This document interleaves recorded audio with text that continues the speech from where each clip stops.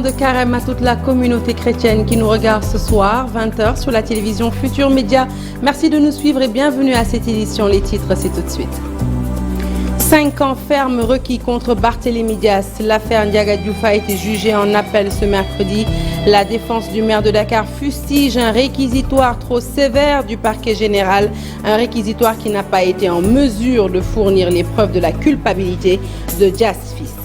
Le carême, période de jeûne et de pénitence, a débuté ce mercredi 2 mars, appelé aussi le mercredi des cendres. La communauté chrétienne entame ainsi 40 jours d'abstinence. Les éclairages d'Abbé Alphonse Ndour dans ce journal. Il y a exactement 2 ans, le Sénégal a enregistré son premier cas de Covid. Après une vaillante riposte, notre pays connaît une tendance à la baisse des cas de Covid. Est-ce plutôt une accalmie ou la fin de l'épidémie sous nos cieux? Élément de réponse au cours de cette édition. Et puis guerre en Ukraine, les ressortissants sénégalais cherchent refuge en Allemagne. Une démarche qui n'est pas sans risque aux yeux du FONSA. Le Fonds de solidarité des Sénégalais de la diaspora craint une grosse désillusion pour les compatriotes demandeurs d'asile en terre allemande. Voilà pour les titres. Le développement, c'est tout de suite.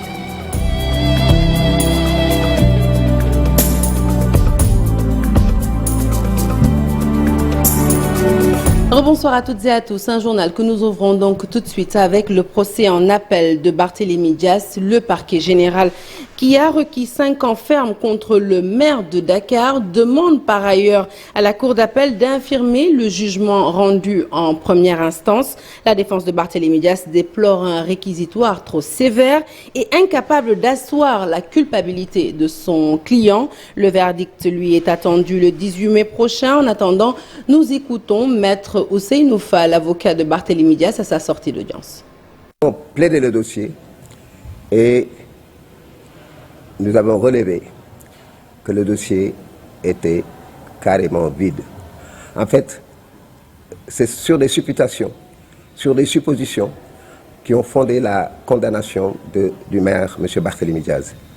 Et vous savez, en matière pénale, en matière correctionnelle, il faut des éléments probants, il faut des éléments incontestables et incontestés pour asseoir la conviction du tribunal. Nous avons foi donc en cette justice.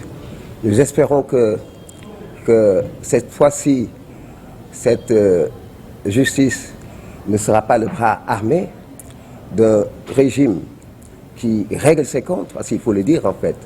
C'est un régime qui règle ses comptes en utilisant la justice comme faire valoir, en utilisant la justice comme faire valoir. Et nous pensons que cette fois-ci, justice sera rendue au maire de Dakar. En tout cas, nous espérons qu'il y a, et nous pensons, dur comme fer, qu'il y a une justice immanente et que justice sera rendue à Barthélémy Dias.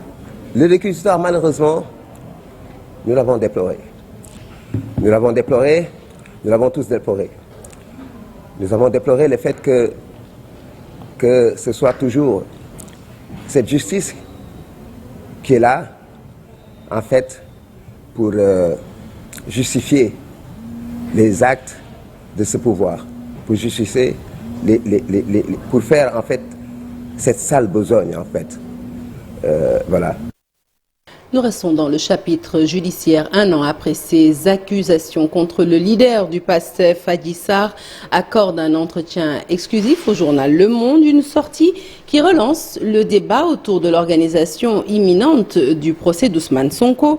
Gabrielle Kane, présidente d'une association de protection des femmes victimes de violations de leurs droits, réclame justice, une position qu'elle partage avec Daoud Amin, chroniqueur judiciaire et directeur général du site IGFM. Compte rendu signé Cher Diop et Gervais Yao. Adji Sarr, bonjour. Bonjour. L'accusatrice d'Ousmane Sonko s'est exprimée dans la presse internationale. Une affaire qui refait surface. Il est tout à fait légitime qu'il y ait une presse internationale qui vienne s'enquérir de l'état de l'évolution d'un dossier qui a quand même fait 14 morts. Mais c'est aussi l'état d'un dossier qui a embrasé le pays. Mais c'est aujourd'hui une femme qui est en détresse pour avoir accusé un homme de viol. Donc c'est un sujet qui est très sensible, qui est au niveau international un sujet de premier plan. Donc c'est normal que la presse internationale vienne au Sénégal se dire que les questions des droits des femmes au Sénégal est un sujet qu'on banalise, qu'on minimise et qu'aujourd'hui cette jeune femme est victime doublement victime. Un an après cette affaire, ce dossier demeure dans les tiroirs. Ce chroniqueur judiciaire déclare que la justice doit vite faire son travail. Dans l'un ou dans l'autre cas, il suffit qu'il faut impérativement que la justice puisse jouer son rôle pour arbitrer ce litige-là, parce que, rappelons-le, la justice est le dernier rempart dans un pays. Et si la justice ne joue pas pleinement son rôle, il y aura tout simplement... le dossier sera tout simplement bloqué et par conséquent, on aura l'impression que la justice ne veut pas trancher cette affaire-là. Alors, va-t-on vers une internationalisation de cette affaire? Depuis un an, nationalement, localement, on n'a pas pu avoir d'avancée dans ce dossier parce qu'à chaque fois qu'on évoque le dossier, ça crée des tensions, ça crée des passions et du coup, on n'arrive pas à traiter ce dossier-là. Et ce dossier-là, il faut le traiter. Peut-être que c'est une ouverture vers l'international pour que les gens puissent avoir des réponses. Elle n'est pas la première à avoir effectué cela. Karim Wade l'avait fait à un moment donné, Khalifa Sall l'avait fait à un moment donné, parce qu'ils estimaient tout simplement que la justice sénégalaise n'avait pas joué son rôle et par conséquent ils étaient lésés. Donc ce qu'on a permis à Karim Wade et à Khalifa Sall, on ne peut pas le dénier à Adji Sarr qui s'estime lésé dans le cadre de cette procédure-là. Elle a le droit d'internationaliser sa lutte. Un an déjà, l'affaire relative au viol éclaboussant. Le leader du Pastef, Ousmane Sonko, accusé par la jeune masseuse Adji Sarr, semble toujours être au cœur de l'actualité. Allez, abordons à présent le chapitre politique de cette édition. C'est pour vous parler de l'installation du bureau municipal de la ville de Guédiawaye. Pas d'incident noté, un dispositif sécuritaire veille au grain. Le vote, lui, se poursuit au moment où je vous parle et le conseil municipal en est au vote du poste 8. Tenez-vous bien, tous les postes sont jusqu'ici occupés par la coalition majoritaire Benno Bokk Yakaar. Je vous l'annonçais à l'entame de cette édition, ce mercredi, aussi appelé mercredi des cendres, marque le début du carême pour la communauté catholique du Sénégal et plus globalement celle du monde. 40 jours de jeûne, de prière et d'abstinence avant la célébration de la fête de Pâques. Tout de suite, les éclairages de l'abbé Alphonse Ndour, curé de la paroisse Saint-Paul de Grand-Yoff, que je vous prie d'écouter au micro de Marcel Farba-Maroun. Le carême vient du latin quadragésima qui veut dire 40e ou 40 jours.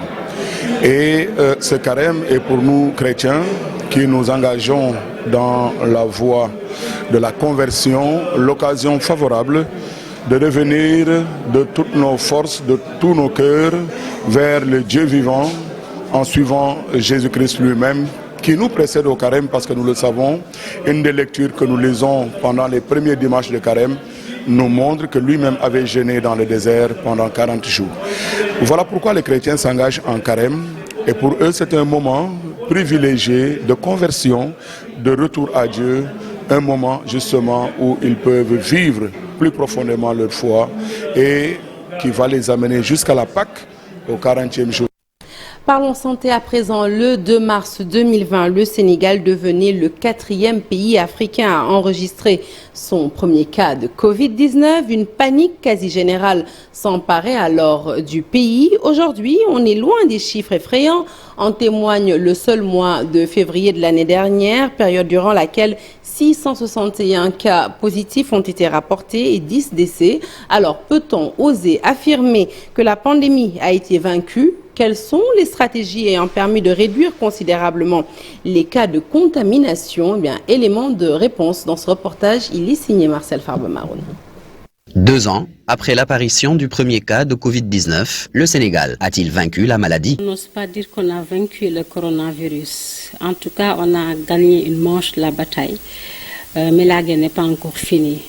Nous sommes à notre 4e vague et quelle que soit pareil la poussée épidémique, nous sommes arrivés au bout de cette poussée avec le minimum de dégâts. Un minimum de dégâts grâce à la stratégie de riposte mise en place par les autorités sanitaires. Il y a également un volet communautaire, d'engagement communautaire autour de la sensibilisation de tout ce qui est port de masque, respect des mesures barrières, etc. Sensibilisation, ça a eu également avec engagement des leaders et de certains groupes organisés. Il y a eu également il y a eu également un élément également important, des mesures restrictives de manière administrative. Également, des volets importants autour du suivi des contacts, de l'isolement également, de leur isolement des cas qui étaient quelque part au début pris au niveau de certains édifices hospitaliers, mais après aussi l'évolution de la lutte a changé un peu le cours de l'épidémie, a fait que les cas étaient suivis à domicile et avec même l'entrée en jeu de ce qu'on appelle le système tampon, c'est-à-dire les cas les moins fatigués où il y avait une tension sur les lits, étaient pris en charge au niveau de certaines structures intermédiaires, notamment les districts, donc un système tampon avant qu'il ne soit amené au niveau des hôpitaux. Il est pourtant arrivé des moments où le personnel de santé s'est retrouvé dos au mur, mais l'espoir d'une sortie de crise ne s'est jamais éteint. On était extrêmement inquiets. Donc on savait que le Sénégal comptait sur nous parce que c'était le système de santé, c'était aux hôpitaux de prendre en charge, c'était à la santé publique de faire les prévisions et nous de faire la prise en charge, la mise en œuvre au niveau opérationnel. Donc il y avait une coordination intense. J'aime le rappeler, il fut des moments, même le ministre convoquait des réunions à 22h pour des coordinations. Parfois, c'est à 3h du matin qu'on vous appelle pour la régulation de certains malades. Le SAMU dedans aussi a fait un travail extraordinaire, l'ensemble des structures. Vraiment, à un moment donné, on était sur le fil du rasoir. À la limite, il y en a même qui ont perdu des dizaines de kilos, il y en a qui ne dormaient plus. Hormis toutes ces stratégies, la vaccination est venue s'y ajouter. L'occasion pour les experts de réitérer le rappel aux populations afin de poursuivre les prises de vaccins, comme ce fut le cas lors de la ruée notée dans les centres de santé avec l'apparition du variant Delta.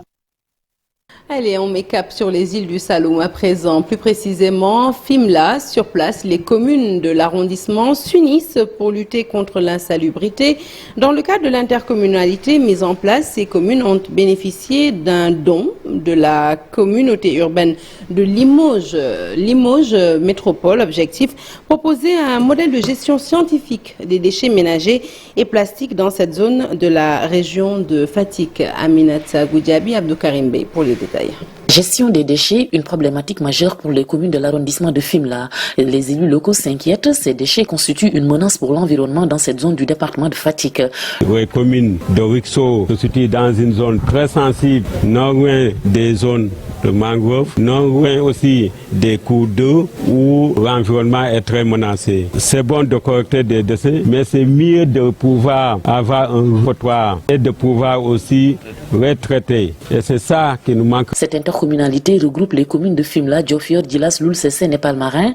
Elle bénéficie depuis 2020 d'un financement de la communauté urbaine de Limoges Métropole pour mieux prendre en charge cette question de l'insalubrité. C'est vrai qu'il y avait un existant, mais ce projet va amener un aspect beaucoup plus scientifique et beaucoup plus organisé pour la gestion des déchets. C'est un travail continu.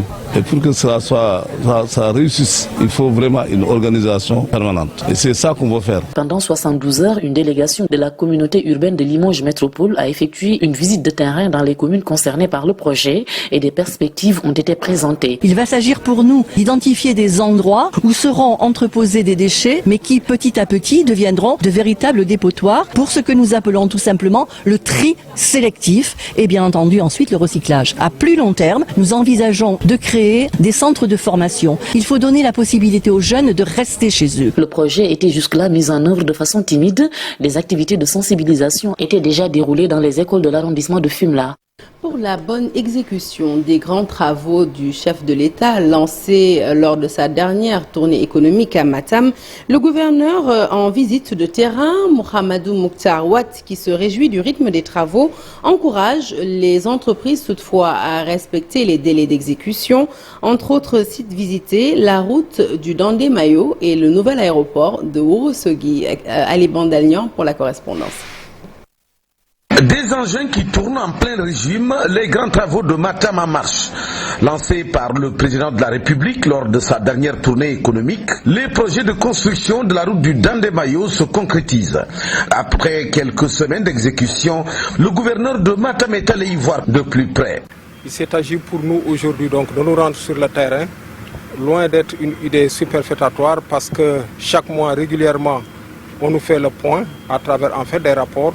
Mais il était bon quand même pour l'autorité administrative que je suis de se rendre sur le terrain et véritablement de constater de visu l'évolution donc des travaux de ces chantiers. Pour la route du Dandé-Mayo, la partie sud a déjà démarré Et sur le terrain, on s'est rendu compte de cet avancement donc, des travaux. Donc les travaux préliminaires sont en cours et véritablement il s'agit à la fin donc, de ces travaux préliminaires de passer à la pose donc, des couches structurelles. Pendant ce temps, les entreprises en charge de la construction de l'aéroport de Ourossogui-Matam sont en train de terminer le revêtement de la piste.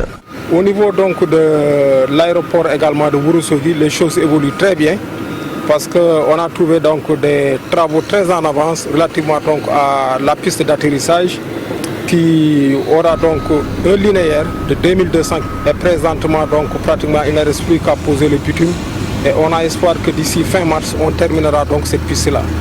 Pour le reste, nous avons un aéroport de type modulaire et on en est donc aux fondations. Et certainement qu'après le montage donc, des autres aspects modulaires ne risque pas de prendre trop énormément de temps. Mais en tout cas, d'après les techniciens qu'on a trouvés sur place, ils nous ont donné l'assurance que dans les meilleurs délais, ils pourront livrer en fait cette infrastructure-là pour être conforme donc au délai contractuel. Plus de 6 mois après le dernier séjour du chef de l'État, presque tous les chantiers sont en cours. En dehors de l'axe Dandé-Mayo Nord qui attend toujours, les travaux ont démarré au niveau de tous les grands chantiers de la région. Le saviez-vous, un recensement général de la population sénégalaise est prévu en juin 2023. Il s'agit là de la 5e opération du genre organisée par l'État du Sénégal et cela pour procéder au dénombrement de la population. L'Agence nationale de la statistique et de la démographie à qui incombe cette tâche vient d'initier justement un comité régional de développement à Kaolack. Le gouverneur de région recommande aux agents de prendre en compte les réalités socioculturelles de chaque localité. Ce recensement, je rappelle, démarre en 2023 et coûte 23 milliards de francs CFA aux contribuables sénégalais. Parmi les nombreux émigrés fuyant la guerre en Ukraine, des ressortissants sénégalais naturellement, certains de nos compatriotes sont actuellement en Allemagne dans l'espoir d'y trouver un asile et de bénéficier d'un statut de réfugié, une démarche qui fait réagir les responsables du FONSA, le Fonds de solidarité des Sénégalais de la diaspora, dont les membres jugent cette demande d'asile risquée. Pourquoi ? Le point tout de suite avec Chérif Dia. Les 25 Sénégalais ayant fui la guerre en Ukraine, 7 sont déjà arrivés en Allemagne. Ils se considèrent comme étant des réfugiés. Du coup, ils ont entamé des procédures de demande d'asile. Mais erreur, car ces procédures n'ont aucune chance d'aboutir selon l'organisation FONSA. Une fois qu'ils ont quitté l'Ukraine et entré en Allemagne, par exemple, ce n'est plus l'Ukraine, ces gens-là ne sont plus sous la responsabilité de l'Ukraine parce qu'ils ne sont pas des Ukrainiens ni des Européens, ce sont plutôt des Sénégalais. Donc, ce sera une demande purement sénégalaise. C'est un Sénégalais qui demande asile dans un pays, donc en Allemagne par exemple. Leur chance de voir leur demande d'asile aboutir est très minime parce que la guerre ukrainienne ne concerne pas directement les Africains, ne concerne directement les Sénégalais, ne concerne directement les citoyens non ukrainiens ou bien non européens. Le chargé de la communication du Fonds de solidarité des Sénégalais vivant en Allemagne invite ces demandeurs d'asile à se renseigner avant d'entamer les procédures. C'est pour éviter le rapatriement au Sénégal. Ils sont obligés de voir leur demande rejetée et ensuite rapatriés dans le pays d'origine. Ils n'ont plus la chance de retourner en Ukraine. Donc, avant de perdre tous ces avantages-là, il serait préférable de prendre d'abord les devants et de s'informer. Ne peut pas bénéficier d'un statut de réfugié qui veut. Le cas de la guerre en Syrie en est une parfaite illustration. Et parmi ces demandeurs d'asile syriens, il y avait beaucoup d'Africains, beaucoup de Sénégalais qui avaient déposé des demandes, mais qui ont vu les demandes rejetées. Parce qu'en fait, la crise, la guerre civile en Syrie ne concernait pas directement les Africains, ne concernait pas directement les Sénégalais. Donc, ils ont moins de chances. Les chances étaient minimes pour ces Africains et les Sénégalais de voir leurs demandes aboutir. Les chances de bénéficier d'un droit d'asile dans l'espace Schengen sont donc minces pour ces émigrés sénégalais. Car malgré la grève, l'Union européenne reste ferme sur les questions migratoires. Actualité sportive à présent, le Dakar Université Club va pouvoir compter sur un grand soutien du public lors de la Basketball Africa League du 5 au 15 mars prochain. C'est le président du comité des supporters Omar Diouf qui en donne l'assurance. Il annonce la présence de 5000 supporters au moins à chaque rencontre du club estudiantin et ses propos sont recueillis par Chersale Boudjara. Maintenant, je voudrais aussi rassurer les autorités de la Côte du moins que, Inch'Allah, pour les matchs publics, vous aurez non seulement 5000 supporters, vous aurez 5000 personnes, mais vous aurez aussi 5000 étudiants. Et pourquoi j'insiste sur le mot étudiant, ça veut dire que l'étudiant, on le tue, mais on ne les honore pas. C'est nous qui organisons, donc nous allons gagner tous les matchs ici. Mais on ne peut pas le faire sans une mobilisation. Et tous les accompagnements sont mis à notre place, à notre disposition. Donc c'est à nous de nous mobiliser et pousser l'équipe vers la victoire. Allez, foot à présent avec Chelsea, le club du gardien de but international sénégalais Edouard Mendy qui est à vendre. L'annonce est faite par le président russe du club anglais Roman Abramovich qui est à la tête de ce club depuis 2003. C'est une des conséquences de l'invasion de l'Ukraine par la Russie. Abramovich est en effet un proche du président russe Vladimir Poutine. Toutefois, la vente de Chelsea suivra une procédure régulière, pas accélérée selon le communiqué. Et sachez que des candidatures de rachat s'annonce d'ores et déjà comme celle du milliardaire suisse Wyss. Voilà qui met un terme à cette édition que je suis ravie de vous avoir présentée. L'actualité se poursuit sur toutes nos plateformes digitales et tout de suite après moi, Soir d'info avec Abdoulaye Eder. Restez bien connectés sur la télévision Futur Média. Agréable soirée.